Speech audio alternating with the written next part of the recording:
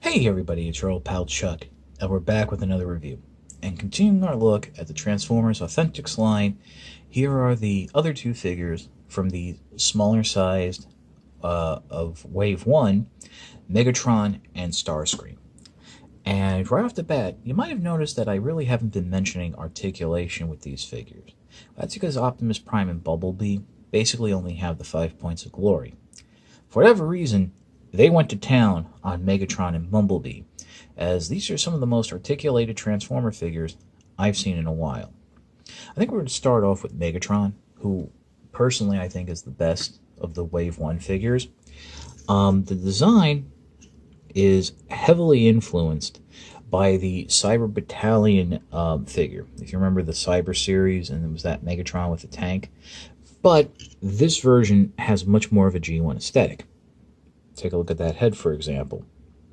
Speaking of which, it is on a ball joint, and much like Optimus Prime and Bumblebee, it is very expressive. One complaint I do have is that the arm cannon looks more like a tank barrel than his usual fusion cannon. And I would have liked for them to do, like they're doing in Cyberverse, have a barrel that looks more like the fusion cannon.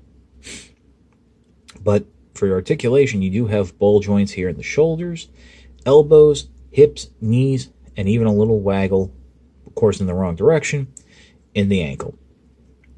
And let's also not forget the aforementioned ball jointed head. Now, for transformation, you got to go ahead and remove the gun, like so. Rotate the arms backward. Flip the feet out to the side. And then you're going to turn the figure over. And this is where things get a little weird. You're going to have to position the shoulders there out of the way slightly so the feet can come and tuck in.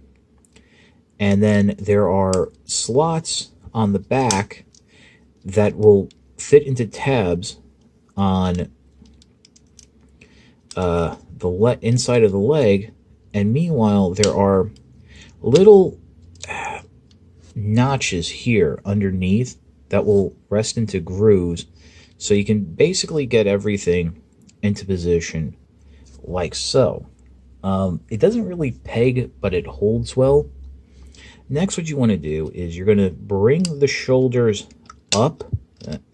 In doing so, you're going to probably disturb something, but then cross them over like so and bring them down and flat, and make sure you keep the legs straight.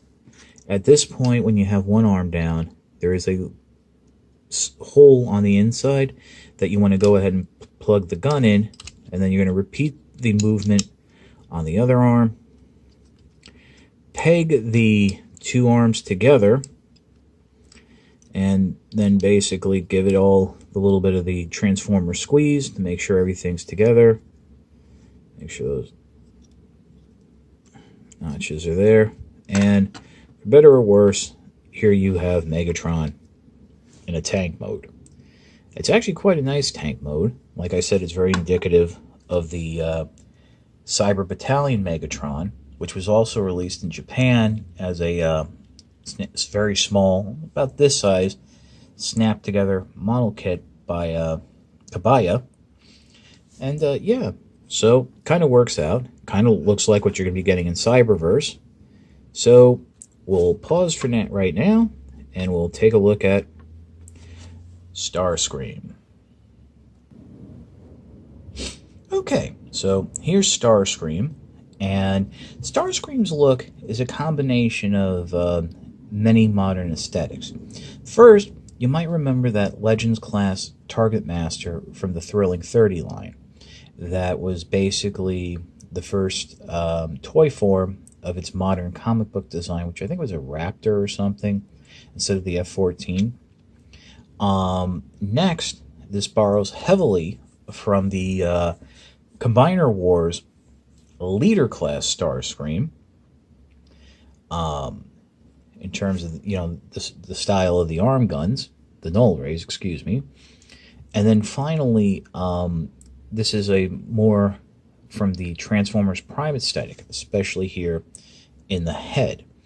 overall, this is what sort of what Starscream is going to look like in Cyberverse, but it does, that look is a little more stylized than this, but it's close enough. It's really a nice figure. The head is only on a swivel, but that's due to transformation. Ball joints in the shoulder. You do have that detached bar there. Ball joints in the elbow. Ball joints in the hips. Ball joints in the knee, which is very nice. And, the aforementioned rotation therein. Transformation is relatively simple. I'm going to go ahead and remove the null ray cannons. You want to come down here and tab the legs together. They are like alternating slots and what have you. It holds, but not well. Especially when dealing with ball joints, and this is one of the hazards of having ball-jointed hips and ball-jointed knees. Next, what I would do is come around, fold down the wings as such, and then these will peg into the backpack here. I'm sorry, the wings will peg into the back of the legs. There's tabs there that will help hold everything in place. And then go ahead, bring the arms out to the side, and then bring them down completely, like so that they will sort of sit flush next to the wings. There's no place for them to tab in. It is strictly just being held there by friction. You're going to want to like noodle around with the shoulders there to try and get them looking forward. Kind of a tricky proposition. Next, what you want to do is push this head down. It's on like a little pole there, and that will allow you to bring the nose cone up and bring it into place. And there you have the finished jet mode. All that's left is to come in underneath and peg the null rays into place just like so. And fiddle around with them as best as you can. And there you have Starscream. I have to say the jet mode is a little underwhelming, especially compared to the robot mode. I think the nose cone is a little stubby, and I feel a lot more could have been done in the back here. Maybe those wings could have come down a little more, and definitely the arms need to peg into something. I'm not going to say this is the weakest figure of this first wave, but I mean, what they've done with Megatron, Bumblebee, and Optimus Prime, in terms of a solid transformation, they could have done here with Starscream. So once again, we'll pause, and I'll give you my final thoughts. For whatever reason, the Decepticons were given the better end of the deal in the Transformers Authentics line. They have much better articulation, and the overall look is better. Now, between the two, Megatron is the better overall figure, and the better figure from Wave 1 of Authentics. Transformation is good, the vehicle mode is somewhat solid, but the robot mode really shines, and basically looks and feels like a traditional Megatron. Starscream isn't necessarily bad, but the transformation and subsequent vehicle mode leaves me wanting. I think a lot more could have been done, but it's still a worthy pickup just for the robot mode alone. Now, as I've previously mentioned, these are available in Market 6 stores, such as Dollar General, Five Below, and Tuesday Mornings. Finding them there might be hit or miss. One thing I do know is that a lot of scalpers realize what they have with these figures and just how good they are. So these are the two figures from the Authentics line that tend to go for 3 times what they're worth. These are $7 figures, possibly $10 figures. Paying anything more than that, you're just not going to get your money's worth and feel cheated. As of this recording, I do know that there were listings on Amazon.com for them, but I do not know if they are in stock. I got these from a friend, so I've stopped looking. Overall, definitely worth a pickup. Makes a great desk toy. Megatron is just a fantastic figure. If you're going to buy one out of any of them, Megatron is the way to go.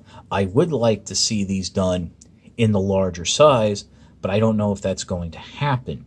Maybe if there's a second wave of figures, but who knows. The This is your old pal Chuck from Megatron and Starscream. We will see you next time.